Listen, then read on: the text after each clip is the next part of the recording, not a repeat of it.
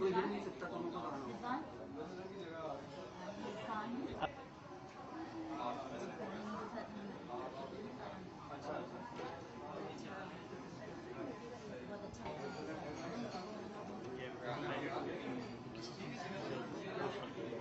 implications for mainstreaming gender perspective in policy making and plans. Before we formally begin, can I please request Qari Zubair on the stage for recitation. Allahi wa barakatuh.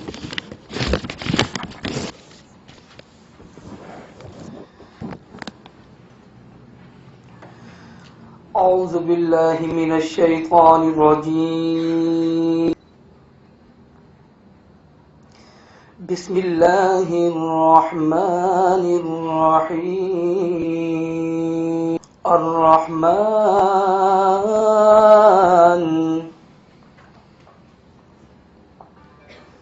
علم القرآن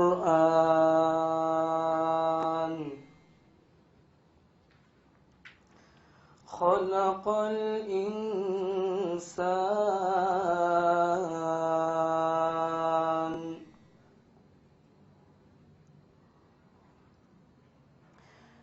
علمه البيان الرحيم الرحمن علم القرآن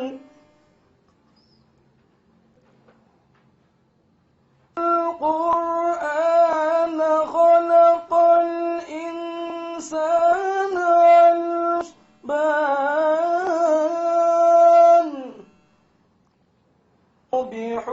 بحسبان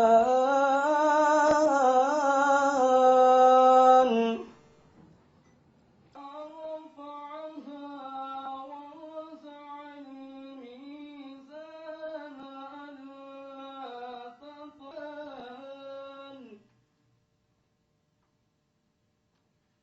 وأقيموا الوزن بالقسط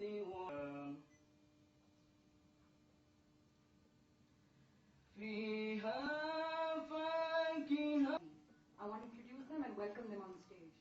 Unfortunately, due to the prevailing security situation in the city, as planned, the Norwegian ambassador is unable to presiding over today's seminar, Justice Tribe Majda Rizvi. She has the unique honor of being the first woman judge of High Court in Pakistan. She retired as the judge of the Sindh High Court, and she's represented Pakistan at national and international forums, and has received many national and international awards in recognition of her achievements.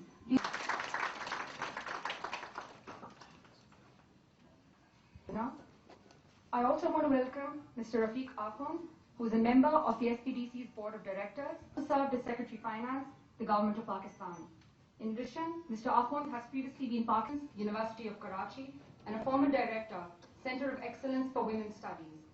Dr. Ghaus has been involved in policy and research experience in the areas of foreign policy, development, and gender issues. Please welcome Professor Dr. Khalda Ghaus. Mr. Nadeem Ahmed.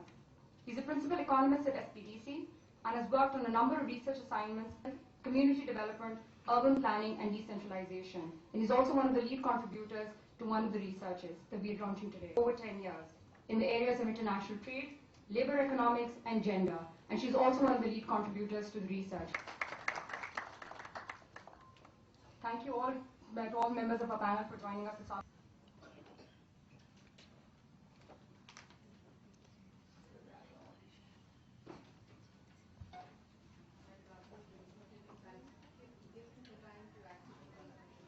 Come and join us. But I think it is extremely important to have a culture where we start the function on time and conclude it on time. The findings of one of the studies, the findings of the one on the displacement. At this point, I would like to welcome each one of you and share with you a few words. And the history starts from 1995. We have had 3 managing directors, including myself. So, board members is present over here with us, Mr. Rafiq Akhund. Of course, the board is chaired by Mr. Sartaj Aziz, and we have some very well-recognized, high-profile dignitaries as member of boards, some of them being Mr. Sardar Aziz, Mr. Javed Jabbar, Mr. Saeed Qureshi Sahab, Zeba Sattar Sahiba. I hope I'm not forgetting anyone. But it's a beautiful, wonderful board which are very encouraging, very supporting, but yet, very importantly, very non-intrusive into the daily affairs of what is happening at SPDC. So thank you, Rafiq Saab, once again for being with us. And thank you, Justice Saiba, for being here. But I thought, who else could be a better person to chair today's session? We all know the contributions of Justice Majda Rizvi, so thank you, ma'am, for accepting the invitation and being with us. SPDC has some of its regular publications. Of course, our annual report is invariably there. It is also awaited at the societal level. I do know that. It's very popular both in the government circle as well as the civil society. We continue to work on it. So far, I think we have been able to take out 10. And our next annual report will be on the implementation issues of the 18th Constitutional Amendment. I think very relevant. As far as today's function is concerned, this function has been held because SPDC has been working on a series of publications which have been very generously funded by the Norwegian Embassy in Pakistan. So far, we have been able to very successfully take out 6 of, today the 5th and the 6th in the series would be launched, but I would like to share with you the ones which have already been launched so far. We have taken out a publication on the public spending on education and health in Pakistan, a dynamic investigation through the gender lens. We have successfully launched the trade liberalization and gender dynamics of employment in Pakistan, a study of the socio-economic characteristics of the female-headed household in Pakistan, gender dimensions of the social safety net, the case of zakat recipients in Pakistan. Today, the 5th in the series, that is the socio-economic cost of violence against women, a case study of Karachi. The findings would be shared with you this afternoon. And of course, the findings would also be shared with the gender dimensions of development-induced displacement and resettlement, a case of Lyari Expressway.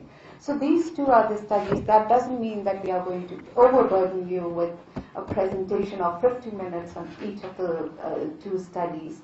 Maximum time allocated to me and my colleague Nadeem is 20 minutes. And of course, that would be followed by the question and answer, and of course, some of the remarks by Justice Saiba on it. So we intend concluding the entire event by 5, maximum 5:30. But some of the remaining researches which are yet to be finalized under the gender research program, one of them is on the gender issues in the rural non-farm employment. I think very important, very crucial, and not tapped as yet. The other one would be on the socio-economic impact of flood, a gendered analysis of the district of Thatta. And the last one would be the working and the living conditions of female domestic workers in Pakistan.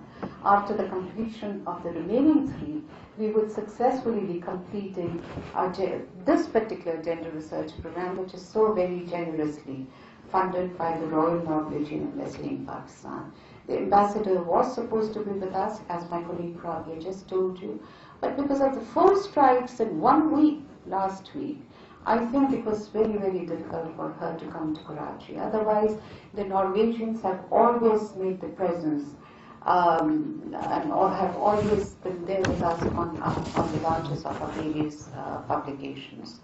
Now, coming down to the research, ये थोड़ा पीछे हो सकता है, बहुत करीब हो रहा है. Down to the first of the study. I think this one will again this way, so you keep a track of the slides and keep changing them, switching them, and to do that. But I think it's very important to actually know why was the need for a study of violence against women. But before I come down to the rationale of study, it would be unfair on my part if I don't mention the name of my other colleague. Nadeem Ahmed is sitting right here. Rafia Anis is somewhere around here. Asia Kazi, a young, new Naima Kazmi was there, and so was Rizwanullah Khan, who has been responsible for the designing and the layouts of the study. Editing has been done again by Asiya Kazi. So double workload was taken by a young colleague, and to each one of them. Whereas the study on the gender development, gender dimensions of the development-induced displacement, you can find them separately, but I think I need to do that also because I'm heading the institute, and I'm thankful to Nadeem, to Rabia Siddharth, the young lady who is just standing over here and conducting the program, Tabinda Arif, again a very young colleague of mine, Naima Kazmi, again a very young, Ziaul Haq Khan, who was responsible for the field survey for both the studies. Naima Kazmi, again, she has been responsible for the field survey. I'm very thankful to Nigar Sardar Sahib for editing the second study, and again Rizwanullah for the design and the layout. So on my part, I am very, and it wouldn't have been possible. It wouldn't have been possible because the two studies were to be launched in the month of December, but due to my ill health and due to the surgery which I had to undergo, there has been a delay of 2 months. But nonetheless, colleagues, we worked hard for the last 6 weeks and we have been able to meet this deadline. So many congratulations to each one of you.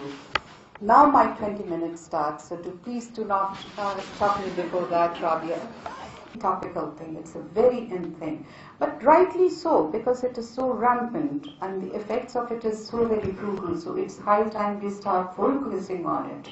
But I think the violence against women in Pakistan is only being treated as a human rights issue, as an issue where the rights of the women are. Violence against women has the economic implications, so its economic significance of the consequences of the violence has so far been ignored. So it's high time that we actually start looking into the numbers as to what is the volume of the economic cost that it brings to the society. Therefore, SPDC believes in bringing forward the economic cost associated with this crime, and it believes that this would help in assessing the benefits of the intervention strategies. When we get to know as to what is the volume, economic volume of it, it would help in assessing the benefits of the intervention strategies. Last but not the least, recognizing the need for this study, we can proudly say it's a pioneering study, it's a pioneering work, and I will be sharing with you some of the constraints and the limitations of the study. But it being the pioneering work, it would help bring forward the estimates of the cost of the violence against women. So I think we have the solid basis as to why the need to actually be looking into it. Now, sharing with you some of the challenges, it was, and believe me, these are something which we actually need to take care of. And I know Justice Saiba, one of the former chairpersons of the National Commission on the Status of Women with lots of influence, important to obtain the estimates of the cost of violence. It is a challenging task since the socio-cultural barriers impedes it. The women hinders in sharing and freely sharing information, and not only freely sharing the information, but also in reporting the cases which are related to violence. So they largely go unreported, and let me reveal it at this point, according to our sample size, some 82% of the women did not report the case of the incidents of violence. So it's a huge percentage which does not take it for any legal recourse. Number two is that the computation, this was our ideal thing that actually motivated us. Computation of the nationwide estimates of the violence against women requires national prevalence rate of violence. It's extremely important to look at the prevalence rate of the violence against women. However, no nationwide survey on the incidence of the prevalence is available in Pakistan. Hence, accurate prevalence rate of violence is unknown. So until and unless we do that, we would not be able to take that out. As a result, the computation of the cost estimates for the violence at national, provincial and district level is just simply not possible. Given the above four challenges which I have mentioned, this particular study measures only the individual cost incurred as a consequence of the violence. The cost estimates are limited to the unit cost of some of the services, that are generally availed by the victims of violence. Now, some of the services include the medical, the legal, and the judicial services, which are availed by any victim of the violence. So, keeping in mind these these constraints or the challenges or whatever you would like to call them or address them as, the study which is which you will get a copy of it, is indicative and not representative of the overall situation. So it's only indicative. Come down to the objective of the study this time. Keeping in mind, of course, I have very competent economists sitting over here, and this young lady has been of tremendous help and solely responsible for the second part of it, which was the most difficult part. But nonetheless, what I thought was that it was equally important to actually look into the issue a bit deeper. What are the linkages that exist between the violence, the socio-cultural backwardness, and the economic vulnerability or the poverty which is existing? Number two is that for this particular study, a multi-theory approach has been identified and made use of. The study, by using the multi-theory approach, the study discusses the interdependency of the various types of violence. The study also looks into the direct cost of violence incurred by the victim and her family by focusing on the three broad categories which I've already shared with you, that is the medical, the legal, and the judicial. Next. I thought this might overburden you, but I think it's very important when we are trying to look at the social, cultural, the political, and all of these various facets that affect. It is very important to keep in mind as to how do we theorize violence in the context of Pakistan. So after having studied almost 12 theories, we thought that these are some of the studies, these are the 8 theories which are so very relevant to the type of the violence and the nature of the violence which is usually prevalent in Pakistan. Very quickly you go through it, you look at the stream theory. It identifies, this first theory identifies the negative conditions that are caused by violence. It looks into the provocation as a major cause. It focuses on the perpetrator or the aggressor. Whenever I use these two words who are not familiar, for the people who are not familiar, it indicates to the person who carries out that act of violence. It is perpetrator focused. Negative conditions also include the frustration. It clearly determines that. Frustration, very prevalent, very rampant. I believe that the stream theory is very relevant in our case. It is equally important to actually capture also the economic multiplier effect and the social multiplier effect. So it is equally important to look at some of the other theories also. For example, the social learning theory. In Pakistan, we are very conditioned where for the perpetrator, it is for the perpetrator or the aggressor, he learns it. I mean, it is a learned behavior which he follows. Whereas for the victim, again, it is a learned behavior of helplessness. So in the case of the perpetrator or the aggressor, he learns this behavior from generation to generation, it carries forward. And for the victim, she also ends up learning it to be being placed in a very helpless situation. So this theory focuses on the individual. The socio-cultural theories, it derives itself from the theory of the power and the wheel. It looks into the aggressor, and aggressor in this particular theory, the aggressor looks for the victim as such. Now, very interestingly, in this particular theory says is that violence for a perpetrator is not constant; it's intermittent. It comes in a cyclical position, from time to time he gets involved, or he hits a woman, or he is involved in a violence. Whereas the victim sees it as constant in their lives, because for them they are repeatedly time and again beaten up. So the different two perceptions for the victims and the perpetrator is again there. Very quickly, the integration and the control balance, it looks into the imbalances that strengthen the culture of violence. This theory theory basically looks at the motive and the processes behind the act of violence. And so very true in the case of Pakistan, because all that have been described and carried forward in this theory, they seem to be very, very relevant to the situational conditions which are prevalent in Pakistan. The general theory of the collective violence focuses at the community. It again is specific to the aggressor, and it addresses family violence. Now, looking at the changing conditions, some of the recent recent trends which we have seen, I think again it is very true, and you'll see it in the study where we have done a situational analysis. There is a discussion on as to what are the changing trends which are seen in the violence in Pakistan. Feminist theories of violent behavior looks into the gendered expression of the violence in different socioeconomic situation, and last but not the least, the resource theory actually looks into the effects of the economic dependency. How does it end up making the victim vulnerable, the victim not being allowed to move out of it?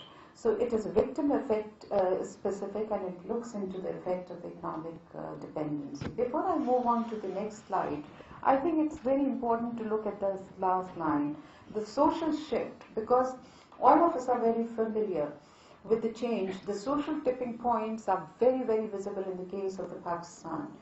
When you try to understand what is happening to our social construct, what is happening to the society, how the society is responding, how the society is becoming very indifferent to the conditions, I think they are all indicative of the social tippings. But this social shift causing instability and security both at the same time is not sudden.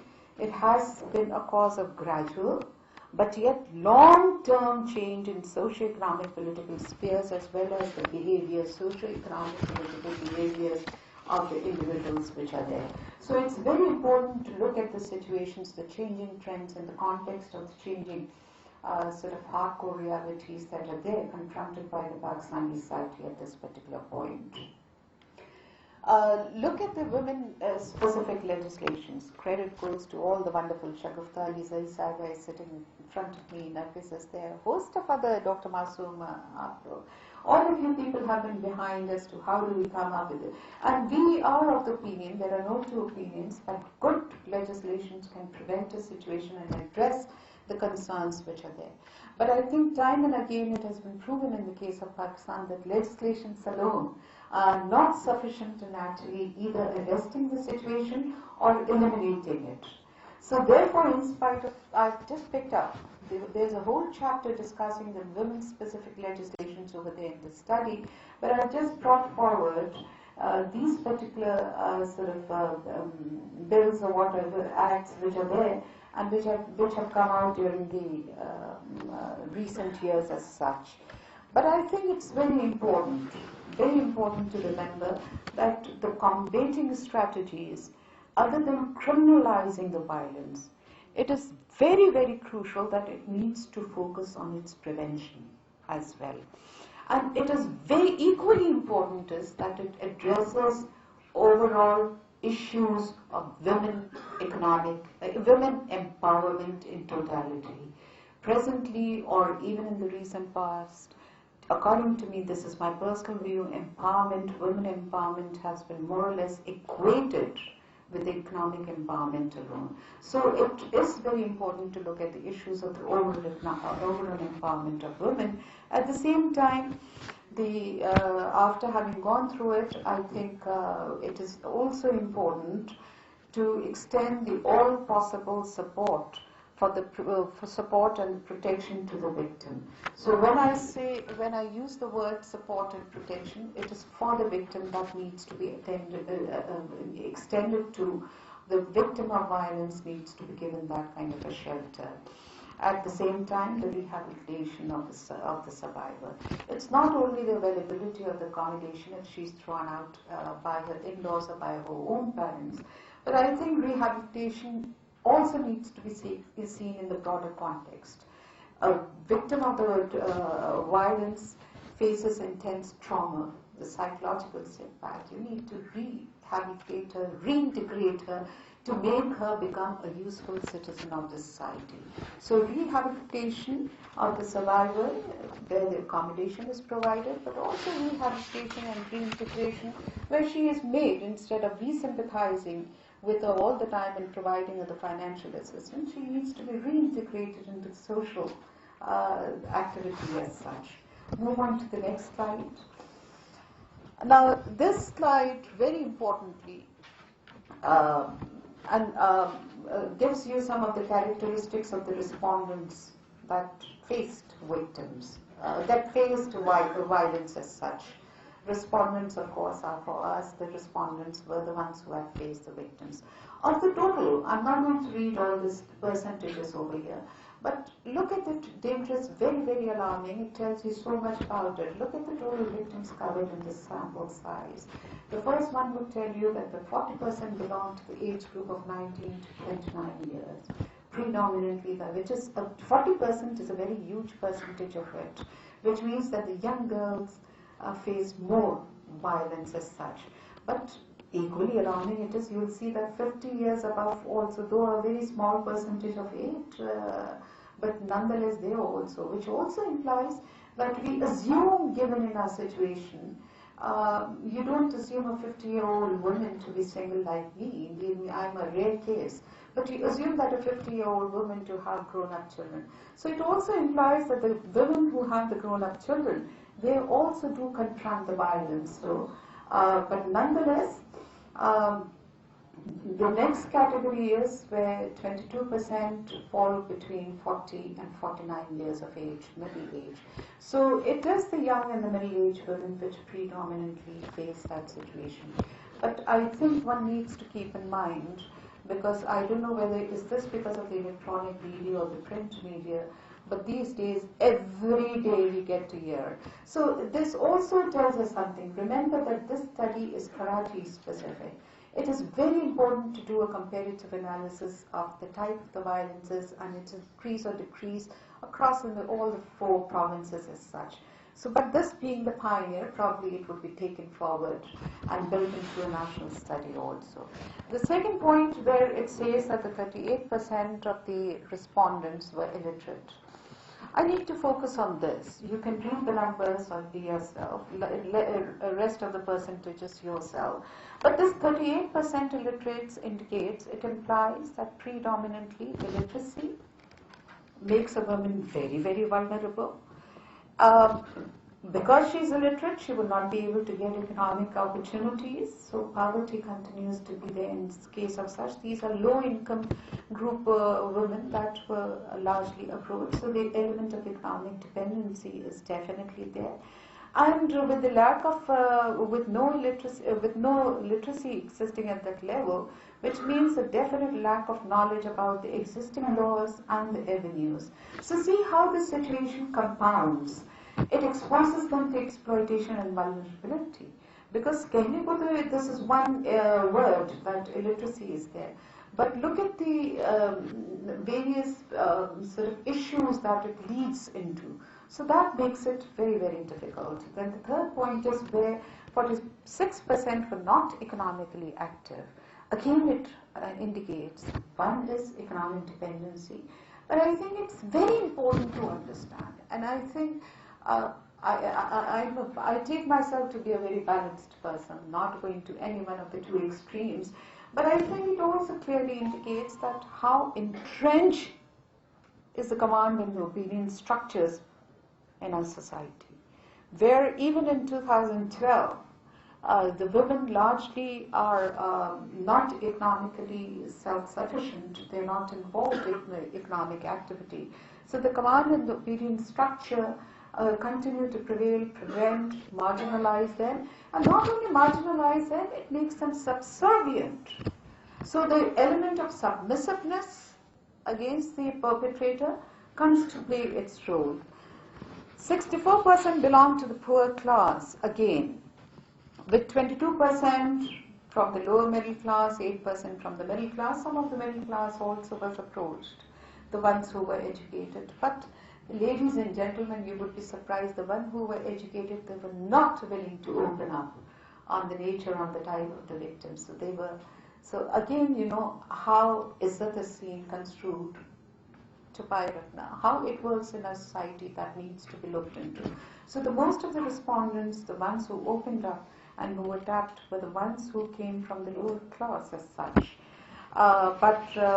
Again, since in that particular category, the economic dependence is there. So remember it, when the economic poverty is there, it is causing frustration, and that frustration doesn't end there.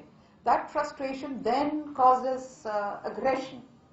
So, and that aggression is usually taken out on a woman, on a wife largely, not on a daughter in that sense. 42%, this is very, very interesting. And as a matter of fact, when this finding came to the knowledge of some of my male colleagues, they said, we are not liking it, which means that a girl is more safe in a parent's home and is more vulnerable to violence when she is married. But actually, this is what one of the findings is, that is 42% of the total victims were married, and against the 10% who were single.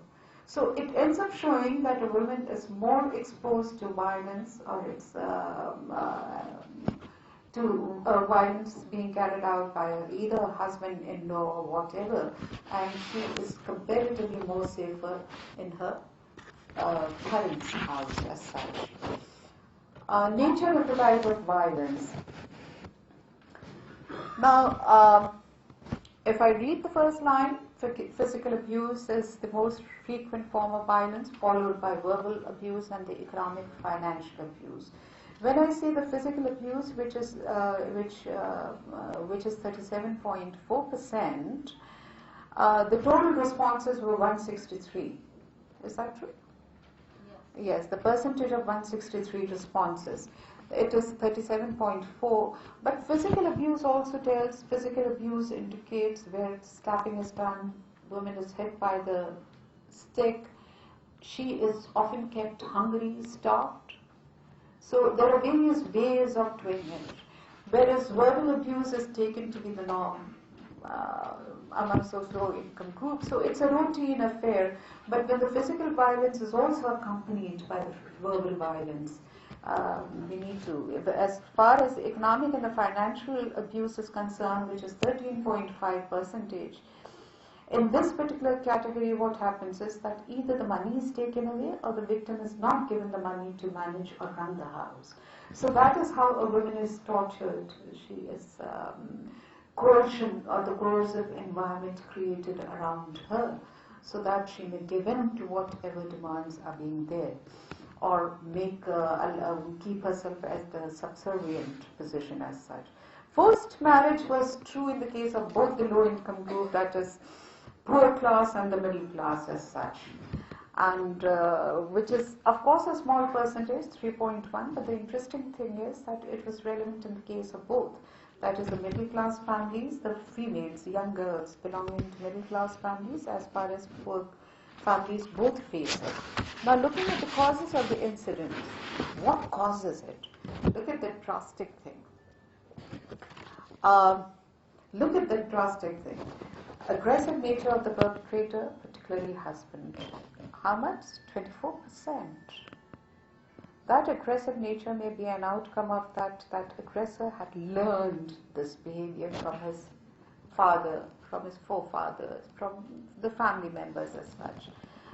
Learned helplessness, victim, where she shows it, it helps in maintaining the status quo.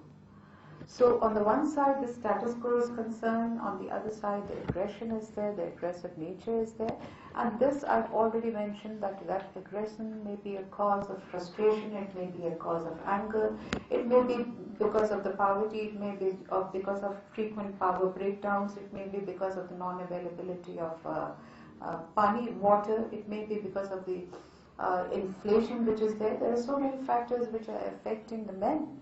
So it all depends, and it is important to actually be looking into it. Poverty again causes frustration and anger, which is second in line, 16% as such. Frustration and provocation, again number 3, which is 12%. This may be an implication of the poverty. It may be an implication of social pressures. all the social pressures that I've mentioned, overall social conditions, the environment, pollution, and so on and so forth.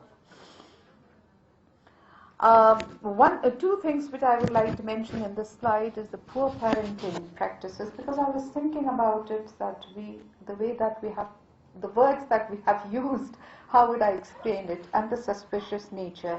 I need to do a little bit of clarity on this. It is basically an outcome of the existing social cultural norms, which gives that leverage to a man to doubt the credibility, the integrity, the intention, the capability of a female living in that house. So it is more of an outcome of the existing social cultural norms, which makes men in a superior, places men in a superior place, and again ends up making a female, placing in a submissive position. The next one, in what way were the perpetrators related to the victims? Now look at this. Most of them, that is 55% were carried out by the husbands of the victims and her in-laws. It tells you what? It tells you that once again the command and control structures existing at the social level are